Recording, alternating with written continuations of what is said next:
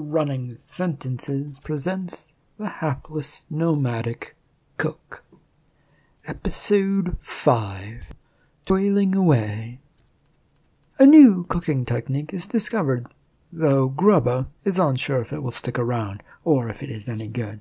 Mostly, this is because the cooks are doing everything and anything to see what they can do with food, and when they use it to cook food, ideas are being thrown aside at lightning speed. This is a work of fiction. Any names, characters, places, and businesses and events are of the author's imagination. Any resemblance to actual people, living and really dead, is purely coincidental. This is also not meant to be taken as a historical text on what has happened in the past. It is, in fact, a fictitiously silly story, or trying to be one. Copyright 2021 Michael Honnery. All rights reserved. Grubba sat and stared at the cooking fire that had been built up and was now roaring in the cooking hut. It was the day after telling leader Mugga about the failure that had led him to sitting and staring there. It was a warm, gritty day that showed no signs of relaxing even in its late morning state. Nap was nearby setting up sticks in the ground to prepare to trap meat on it for later in the day, while Journey was off on the other side of the hut sorting out the green stuff. They both kept glancing at him while he stared at the fire. Nap, do you know what's wrong with him? Nope. We need to do something.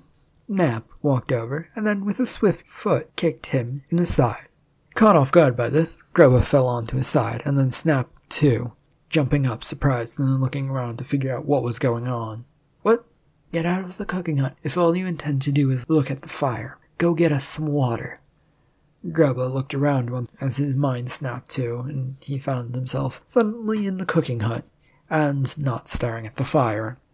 He finally realized what Journey had said, and so he trudged over to some baskets, grabbing up a few and then heading out of the hut. He'd made it to a nearby stream in good order, though still a bit zoned out, and quickly moved to fill his baskets with water and then stopping to stare at a nearby rock.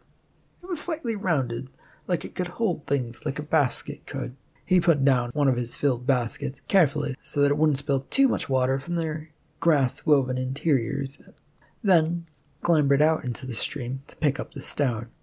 It wasn't light nor heavy, but it had a good feel to it. Much like cupping one's hands together, it just sort of fit. He dipped it into the water, and then sure enough, it held that, without any of it escaping. It was a nice little thing, and so he tucked it under his arm and went back to pick up his baskets before heading out. He'd just gotten back to the edge of town when he ran into Vaka, who was coming in with loads of foraged food in his hands. The man had his usual smug expression on his face of having done a good thing, but the second he saw Grubba, it all dropped. He noticed that Grubba was carrying something unusual. You have something. A new food? No, not new food. It's just a stone. Oh, let me see. Mostly dropping and spilling his food supplies onto the ground in a not-so-gentle manner, Vaka turned to Grubba to grab the stone from under his arm. There was little that Grubba could do to stop the man as he was carrying heavy baskets of water. Vaka grabbed it out from under his arm and began examining it. Ooh, this could be a great little stone for little bits of water.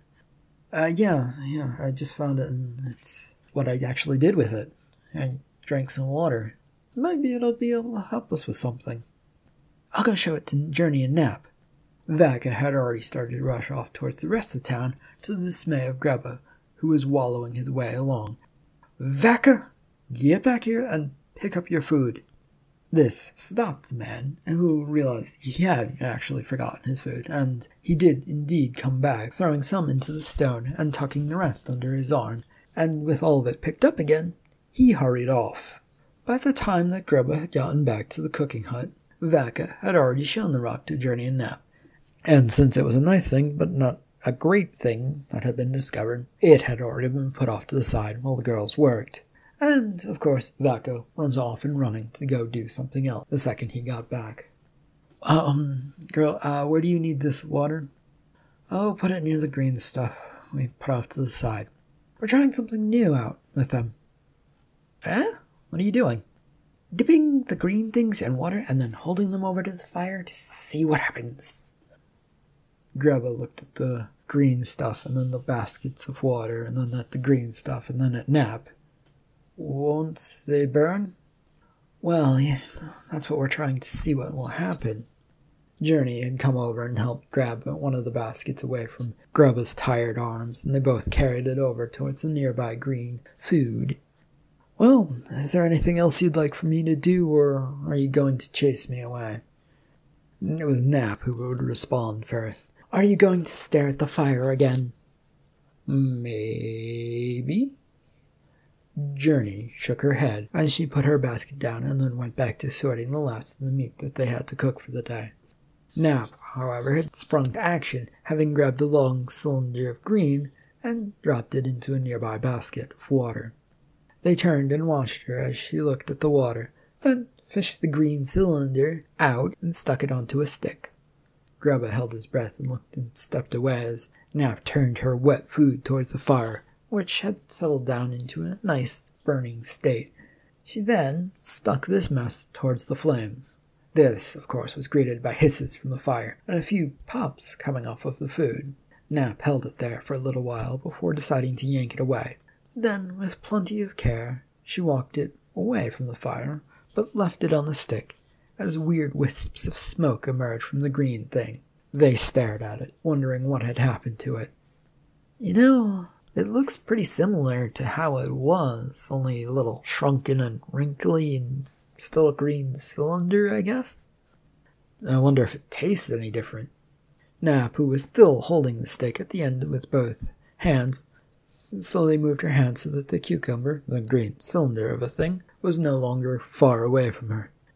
She pulled it close to her face and sniffed it for a second. It seemed fine, and so she reached out to touch it, and then instantly withdrew her hand. Hot? They waited another minute, and then Nap tried again. Only this time she was able to grab the still warm thing and rip it up into chunks after taking it off the stick. She handed them little bits, which they all popped into their respective mouths. A few minutes of chewing passed as they tried to figure out what was different. I guess it's okay. Yes, I think I was gonna go with that, Grubba. It's just okay, but it needs something else. Nap looked very disappointed upon hearing this. Poop. Well, that sucks. I wanted to be known for something, come up with something, to really set my name in the cooking as a cook of this tribe. Nap, it's fine. Grubba, go get our leader and tell him that we have some new food for him to try. I'll help Nap fix up a new batch and, we'll see what happens. Grubba obediently followed orders and ran out of the cooking hut, thankful that he no longer had to be eating this food. After a short bit of rushing around to find Mugga, and following more than a few conflicting directions given by fellow townspeople, he found the man by the white, gritty ground that people had taken to calling a beach. Why? He did not know why they were calling it a beach, but it was what they were calling it. Still, Mugga was sitting there watching his little ones, once again, run all over the place while swinging sticks at one another. Ah, dear leader, we have some new food for you to try out. Mugga jumped up in surprise, and with his fist raised ready to fight as he spun around. He then dropped his fist when he saw it was just only Grubba, but was a bit disappointed. Oh, it's just you. Yes, new food, master? Yes, we have a new food for you, leader. New food? Yes, Nap has made you some new food that she's eager to see tried out. Come, children, to the new food! The kids did not stop whacking at one another with their sticks for a few seconds, and this forced Mugga to go over to them, grabbing away the sticks before leading them off of the beach. Mugga and his little ones had gotten to the edge of the little roaming village by the time that Grubba had caught up to them. Their leader was looking over at him with a curious look. Tell me, Grubba, what is this new food that's been discovered not by you? And why is it from Nap and not you, who I specifically ordered to find me new foods? Well, I'm sorry, I'm still working on that. This new thing, it's our usual green long thing, only We've managed to cook it on a fire without it going pop. Grubba attempted to demonstrate what he meant with his hand gestures so that Mugga would know which food he meant. This only got a stern, curt nod in return. When they got to the cooking hut, they found Nap standing outside, looking slightly proud and disappointed at the same time. Grubba grabbed Mugga and held him just a bit back. If you could go easy on her, she is quite proud of her food, but, it's just food. It's good food, isn't it? Well, it's food and it's edible, but, Mugga had pulled away and then marched up to Nap, who had taken to giving the kids little pieces of this food. As a result, the kids were all making faces as they chewed, and Nap laughed at this. She eventually rose with a smile and handed a piece to Mugga. You can get back to me on what it tastes like and whatnot. If it doesn't work, so be it. I have some cooking to do, and Grubba, don't go running off. Grubba raised his hands, of course, though he wasn't sure why he'd done this, just that he'd done it, and she went back into the cooking hut. Mugga stared at the food in his hands before popping it into his mouth for a few seconds. As he shooed away the kids, and they went scurrying off towards their own hut up on the hill. Then he stood there considering this food before turning to Grubba. Did you have any part in this food? No. It's all those two in there, Journey and Nap. Though I believe Nap came up with the idea. You'd have to ask them. Well, I'm still waiting for your next thing. Make sure you get it done soon, will you? And with that, Mugga was off towards his hut, leaving Grubba to get back to cooking. The rest of the day was spent doing what he usually does, hurriedly helping out with whatever he could in the cooking hut, and then, when the evening came around, handing out the cooked food to the line of people. It was a whirlwind of work that kept him from thinking much, until he could take his own food and head out for the night. When the next morning rolled around, Grubba found himself tasked with once again fetching some more water for Nap and Journey's experiments. Mugga had given them the go-ahead to do more with these odd little things, though he had said that they needed to produce something more interesting than the green cylinder. And so, Grubba was retrieving more water in baskets, with an eye out for more stones like the one he'd seen the other day. He was curious about them, and they just sort of drew him to them. Sadly, this didn't happen, and he was left filling his baskets and wondering why he wanted another stone like that. He hadn't even paid that much attention to the first one in the first place. But with a shrug, he hoisted his water baskets up and headed back for town. Having made good time, he put his baskets down where he had done yesterday, and found the cooking hut was empty of anyone. This wasn't a total surprise, as supplies were needed to be gotten and so on and so forth, but usually there was someone here. It was at this moment he decided he would look for his little rock that had been placed off to the side, and he took a moment to dig it out, and he soon found it, and it had been slightly discarded, and upon examining it he decided he wanted a sip of water, since, carrying baskets of water back and forth from a place was a very tiring activity. He dipped it in and soon had a bowl full of water in which he sipped at. For some reason, this felt like it was sort of an accomplishment, that he had found this little thing that could be used in such a way. He'd moved nearer to the fire to stare at it and once again start thinking about what his next food thing would be, the hope being that if he stared at the fire long enough, a solution might come up to keep the dear leader, Mugga, happy. So far, there was nothing that was coming to his mind, and then a shuffle of feet happened. Vaka popped into the hut. Grubba, you should come see this. I think there's a new moo coming in. Grubba placed his stone down near the fire, not thinking about what he was doing, and got up to follow. As he got out of the hut, he was just in time to see the new moo being moved past them. This one was just as big as the other one, but it was hard not to notice that there were different bits dangling down near the moo's stomach. Grubba wondered what it was as this creature was led past by a clobber on their way to the fenced-in area. Well, Vaka, you better go see if you can find out a way to make a drink out of that one. The task is now yours, by the way. Mugga probably expects us to do that, or expects one of us to at least do that. Vaka nodded furiously at this, and hurried away as Journey and Nap came up with supplies in their arms. Where is Vaka going? Well, he's gonna go see if he can make a drink from a moo. Like you said, Journey, the thing. Yeah. The two women shook their heads and headed into the cooking hut, with Grubba following them in. Once back in there, the Grubba found himself busy helping out, sticking cooking sticks into the ground and arranging things so that they would get ready to cook, and was generally getting other supplies and getting everything organized as they usually did. When that was all done, they found that they had some time for one of Nap's water tests with the green stuff. This time, she'd chosen something that was leafy and had already plunged it into the water and then onto a stick, getting it ready for the fire. She was just about there when Grubba noticed that Journey was staring at something next to the fire and pointed towards it. "Grubba, isn't that your stone?" He looked over to where he'd put the stone down and found that the water, what was left of it, was bubbling away in the little stone furiously. Yes?"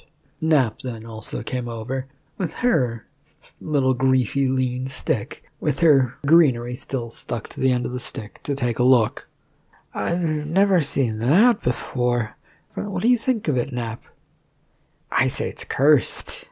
Grubba moved forward carefully and with his foot gently touched the stone to see what would happen. His bare, big toe met the hot stone, and he instantly felt a fair amount of hotness coming off of it. "Ow! Hot, cursed hot!" And with that, he rushed off in hopes that this would do away with whatever was affecting his big toe.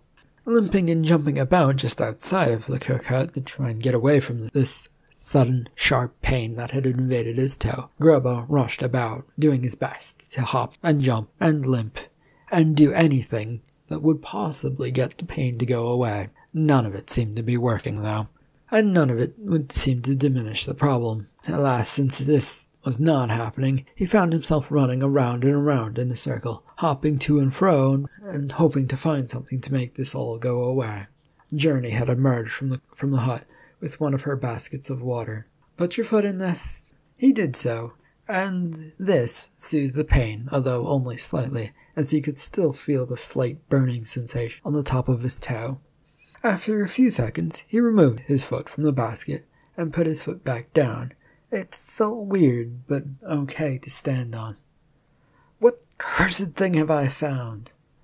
Bounce rushed up, having just seen Grubba running around like a madman, and arrived just in time to hear him say, "Cursed."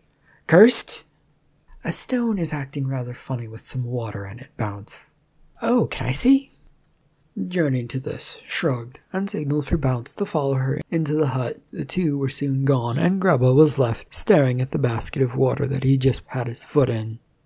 Deciding that something must pay for hurting him, he knocked over the basket, since the stone obviously would just hurt him more if he tried to kick that. Satisfied with the empty basket, he picked it up and headed into the hut as well.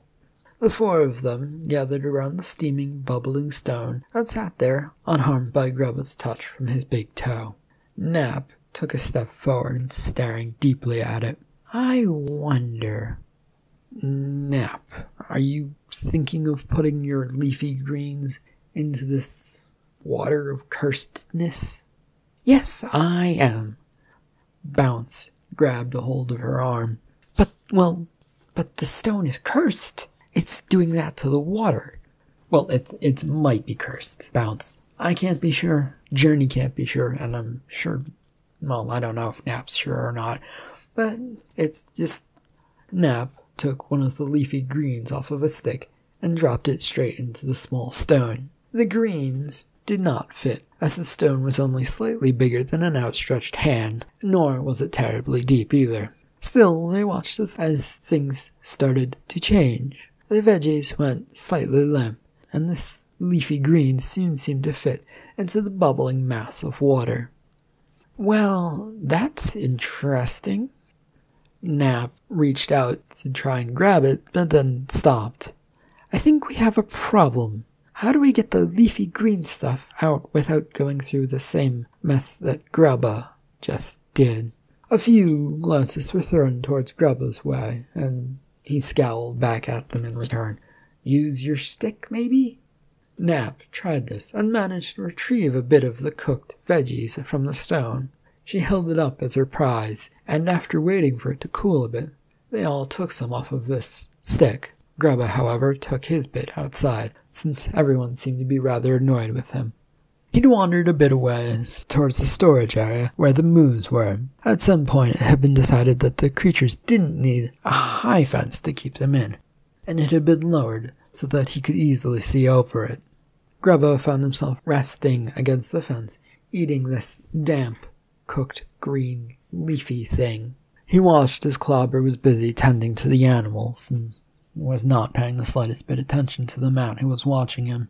A thought that Grubba was perfectly okay with, since he had nothing to grunt and or say, and, well, he would probably have to answer questions from Clobber about what the wilted leafy thing in his hands were, and while this food was okay, describing things wasn't his strong suit, and he figured he would probably mess up saying or describing what he was eating. After a while of watching, he headed back to help out in the cook hut. After a long day of working and cooking and doing general work around the cooking hut and doing his best to avoid the stone, Grubba found his way back to his own hut, food in hand. He sat down in his usual bed spot on the dirt and nibbled away on his food as he thought. The cursed stone hadn't been so bad, had it? It made the leafy stuff alright. Well, it hadn't changed much about it, but it made it different, which was interesting. And before he knew it, he was standing up and heading out, wanting to know if the stone was still hot, or even still bubbling away. When he found himself outside of the cook hut, looking into the dark interior, the last few embers of the fire had mostly died away, making it dark inside. Worse, the night was also dark, and there was no night circle in the sky to provide any light.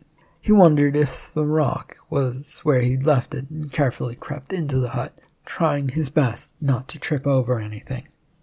The darkness grew darker with the interior of the hut, even though it had no walls, so that the smoke could escape and it wouldn't get too hot inside.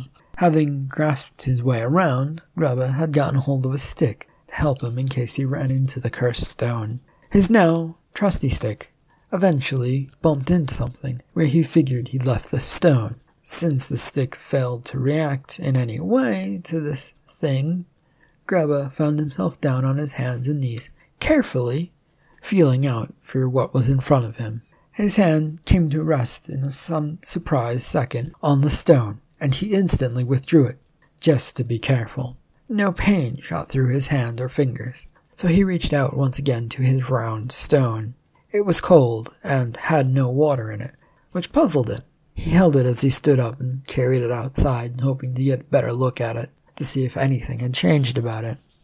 He wandered a bit away from the cooking hut and was using the village pathway, trying to find some light as he held the stone in front of him, not completely trusting that the stone bowl, as he found himself headed towards his hut. The thing was all too curious, and his mind wondered if he could repeat this process of making water bubble. His thoughts went to the stream that often had water acting in a sort of similar manner, but in that case it was always cold. This last thought snapped his mind into, as he couldn't get around the thought of what was happening. Thankfully, he was soon back in his own hut, and he crawled over to his side of the hut and his leafy bed, only to find that Grubba was still awake, but under a fur blanket. "What's in your hands this time?" "A stone, potentially makes water bubble. It's very, very weird, though." Grubba sat up and looked over through the darkness of the hut. Though in the darkness of the hut, and what little light there was, he couldn't see the stone, and since he couldn't see it, he lay back down. "What are you going to do with it?" "I don't know yet, but I had a thought that potentially it might be used on food." "Oh, food? It better taste good. Food needs to taste good." Grubba nodded to this as he settled into his spot and laid fully down. He didn't have a blanket to provide the same warmth as Grubba, merely because he wasn't a hunter and, well, he hadn't been with the tribe long enough to warrant such a thing. It was fine, though, as he was soon fast asleep with his new rock beside him. Having woken up early the next morning, Grubba had set about with his stone towards a nearby field. He cleared out a new spot and set up a fire, and had gotten a basket filled with water to test if he could make the water bubble in his stone, or if the basket might make the water bubble. But he doesn't really care about the basket all that much.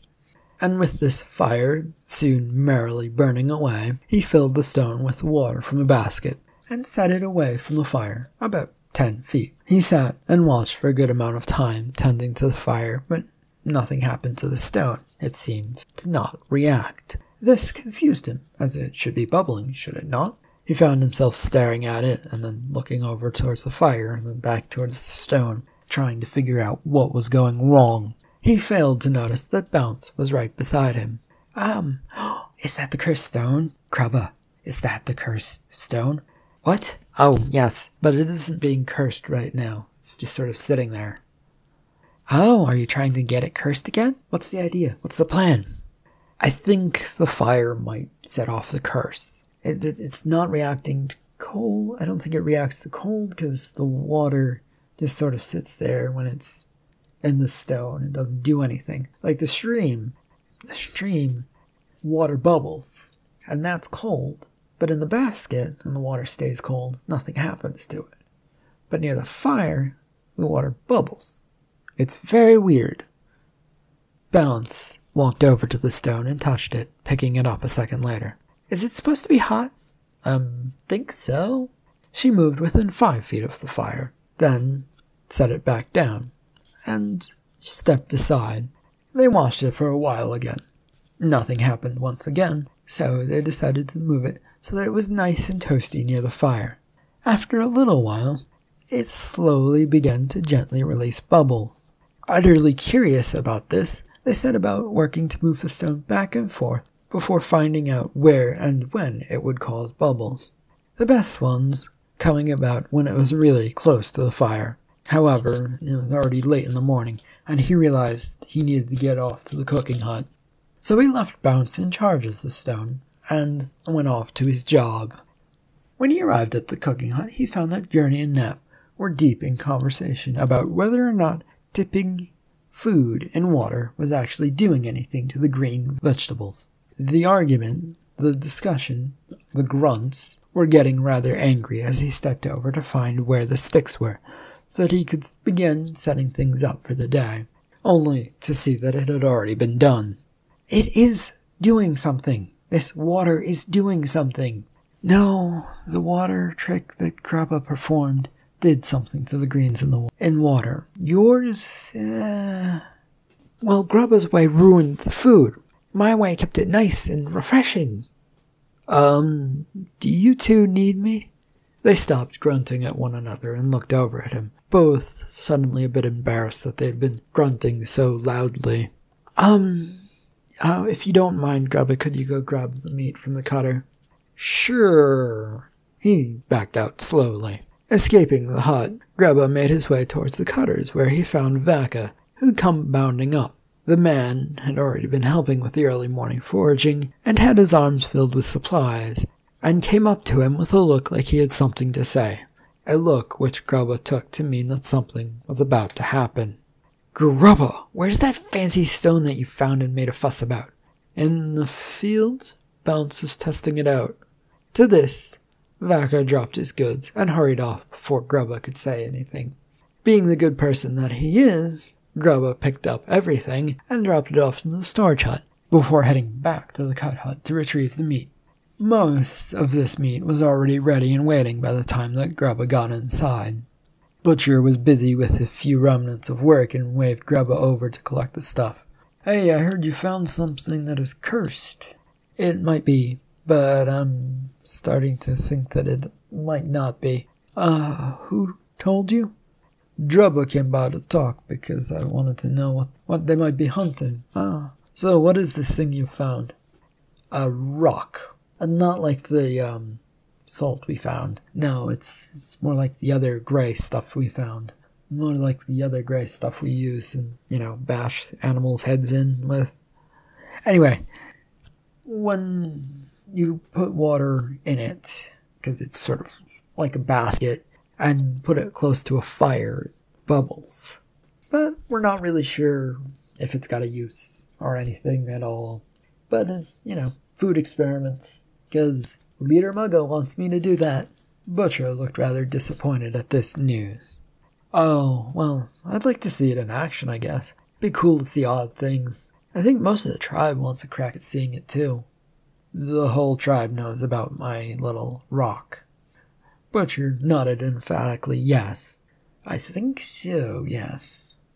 Grubba could only sigh, grabbed what meat he could, and began the back and forth to the cook hut to get all of the meat over there for the cooking session. By the time he was done helping out getting the meat here and there and ready to be cooked, both Journey and Nap had stopped their fighting. They set about their work getting the food cooked and then handed out to the tribe. And it was a most unusual evening because most of the tribe members, after getting their food, seemed to be drifting off towards the field behind the hut, not towards their own huts and their families.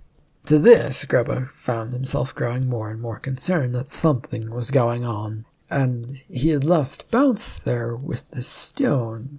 But, of course, he couldn't just run off from the job, and once all of the food was finally handed out, he grabbed his own food and hightailed it into the field. As he entered the field, Grubba could already see a good-sized fire going a distance away, with many of the tribe members gathered around it. Getting up close, Grubba found that the tribe had taken to staring at the stone near the fire. He found that it was happily bubbling away with water inside it. They were all oohing and ahhing in grunt form at it. The tribe members would all take turns walking near it, passing right by it to see if anything would happen. All the while, Bounce was giving rousing grunts of encouragements to anyone who came near. The whole sight was rather silly, and he tried to slip back from it, wondering when all the noise would die about. There was no need to get caught up in all of this. But then also figured that there would probably be questions from Mugga tomorrow morning, and he didn't really want that. And so he began to walk back towards his own little hut. He hadn't made it far, however, before the questionings caught up to him in the form of Mugga coming up beside him halfway between the field and the town. Grubba! What a neat little thing you've found. How does it help with cooking, though? Yeah, I'm not entirely sure about that yet. Though we did cook some food in it the other day, although the water was doing most of the thing. We did cook some food in it and in some water, and we threw some food in there, and it was sort of did stuff to it. It's still a process that needs working out, I think. Well then, get to it. We need new ways to feed these people. They don't want to continue the old ways of having meat on sticks. It's just not very new, and they don't like it when things aren't new.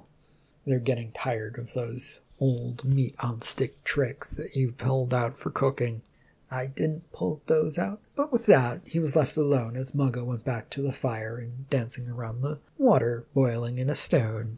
He got back to his spot and to sleep for the night, except sleep wouldn't come. Now that everyone knew about this stone and its bubbly ways, well, he had to figure out how to make it useful. There was, of course, throwing water in and then throwing green stuff in, but that didn't really do much to the green stuff. And it seemed too easy, too predictable. No, his mind told him that there was something else he could do, and so he drifted off to sleep. In what felt like a blink of an eye, Grubba was awake and once again venturing out into the field. His search was short, as he found where the fire had been yesterday, and Bounce, plus sleeping soundly near the stone and where the fire was.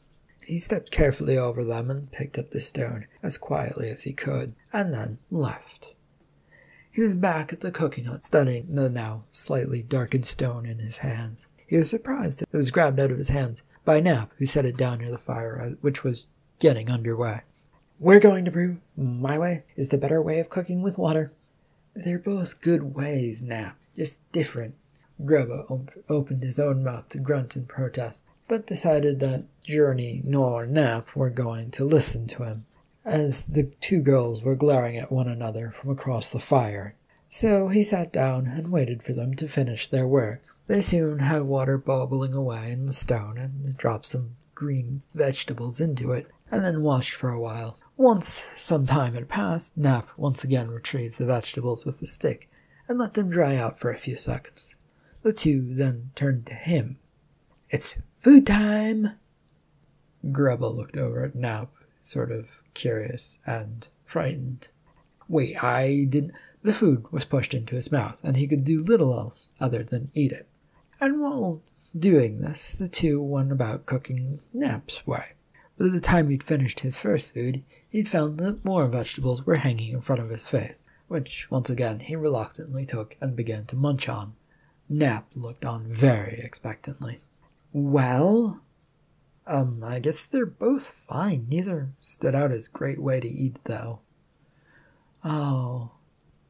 Journey came over and gave him a slight tap on the leg with her foot. "But they're still decent, right?" Grubba could only shake his head yes, which seemed to settle the matter to his relief. The day of work went on, and he was sent out to retrieve meat for the day's cooking. Just as he'd finished his daily task of moving meat from the cutters to the cook hut, he was intercepted by Vaca, looking very, very worried. "The stone is missing. I grabbed it this morning while you and Bounce were sleeping. It's safe and sound and needed elsewhere for food experiments. I need to use it to please Mugga, so if you could leave it alone just for today for now." Vaca was disappointed by this, as several angry-looking foragers came by, and Grubba figured that he probably promised to help them out that day. And so Vaca took off with them to go do some morning work. Grubba found himself confronted once again when he got back to the cooking hut, with Nap standing in the way. "We're going to add water, cooked vegetables, the way I did it, so we need more sticks to stick them with. If you could be so kind." Grubba handed over the meat and then twisted one of his legs so that he could turn right back around and was out of the hut. He ran to the nearby woods and snapped a few branches and collected some loose sticks that were lying about on the ground. He was trying to grab as many as possible when he noticed a spot where the sun had broken through the trees. Here was lit, with quite a bit of intensity, a stone on the ground. A hopping thing of some sort, an animal, small creature that seemed to jump about all over the place, jumped onto this, and then after a second jumped off and sped away. Curious, Grubba moved in and placed his hand on the stone, and then pulled it back almost instantly. It was hot, not quite the level his toe got to, but it hurt a bit. He looked down at his arm full of sticks, and hoped that they would be enough, as an idea began forming in his head. He came rushing from the woods, holding on to the sticks as best he could, though he did lose a few as he ran for the cooking hut. There was no stopping now, as the idea was in his head, and he didn't want it to go running off on him.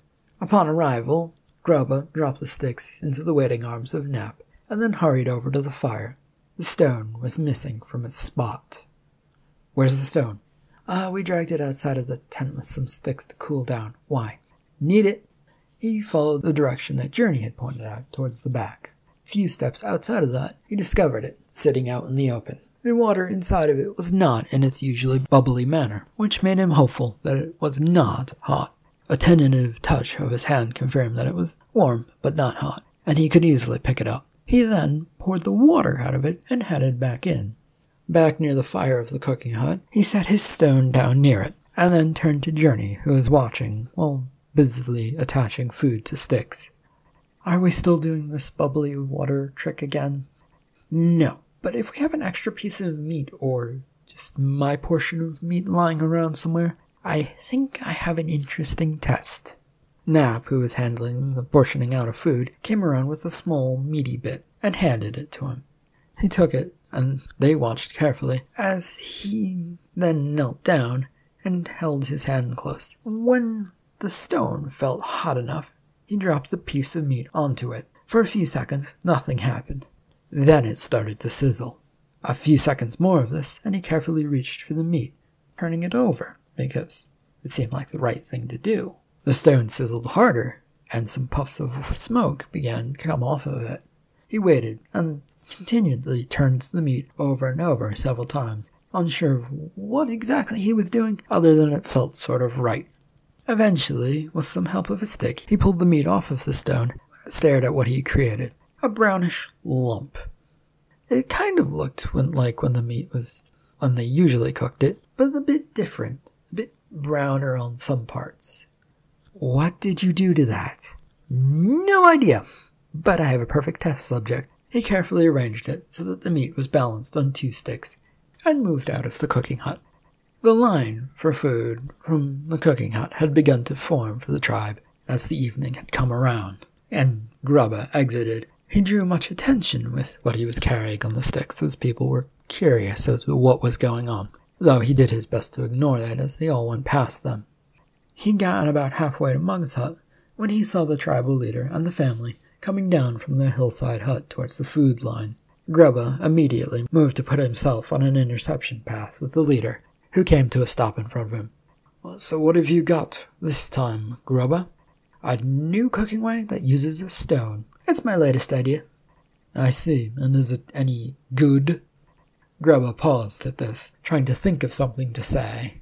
I don't know. I figured that you would want to be the first to try it. You are the leader after all, and leaders get priority, do they not? The man looked at the piece of meat dangling between the 2 sticks, and then back at Grubba. The look did not look good on Mugga's face. It looked like he did not want to try this special new food made just for him. What's it made out of? The same meat we've usually used when we're cooking over the fire. Whatever was caught and killed the other day. I think I will give you the first bite.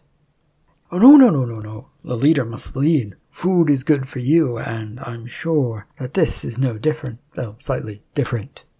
Mugga looked at his partner wife and children who had all lost interest in what was going on. They were already joining the line for food. With hesitancy, Mugga plucked the meat off of the sticks and hurried to join the line. Instead of heading back to the cooking hut, Grubba moved so that he could stand right next to Mugga, but not try and get in the way of anyone else of joining the line. He stood there and stared at Mugga, who still had the piece of meat in his hands. I will try it, don't you worry. Good. So how about now, then? It's just that it looks different. They both looked at the cooling piece of meat in his hand. It had a nice brown hue to it, but otherwise, it didn't really look like much. Mugga, I will not go away unless you eat it, so that I know that if I've had some success with helping the tribe, something you really want. You want new food, I've delivered it. Mugga popped the food with a disappointed sigh, popped the food into his mouth, and began to chew it. He stopped and thought about it for a second, then started to chew again, and then thought about it for a second as he stopped again. And then he began to chew once again, only a little more vigorously. In the end, a minute or so passed before Mugga seemed to have settled on a thought as he nodded, but Grubba couldn't tell if this was good or a bad nod. Then Mugga grabbed him by the arms. I need more. That's all there was. Need more. Tribe needs to taste. The line of tribal members, who were all nearby, looked over to see what was happening, and upon hearing Mugga's words, they seemed very, very curious. Grubba looked over to see the line was now turning to form a circle that would encircle him. So he did the only thing he could think of, since he had no more meat. He ran. End of episode 5. Thank you for listening.